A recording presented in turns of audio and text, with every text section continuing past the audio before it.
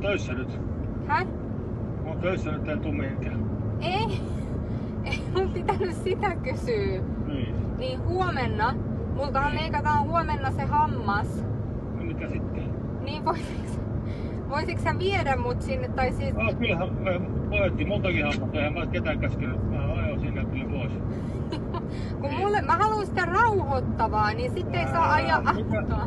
Häh? Sitä rauhoittaa ei tarvitaan, mutta kun hän puuduttaa, vetää hampaan pois. Ei kun se leikataan ulos sieltä. Niin mut kun mä tarvin jonkun mukaan. Ei ole. Joo, mut miten niin? Kuka sit ajaa mut? En mä voi yksin mennä sinne. Oletko hänessä pitempäänkin, mutta on näitä muita malleja. Semmoinen, jos tarvii katoa vääntää, semmoinen, jos vähän pikempi siihen. Jälkis varsi. Haloo? Joo, mä oon nyt täällä liikkeessä, mä soitan kohta, hei.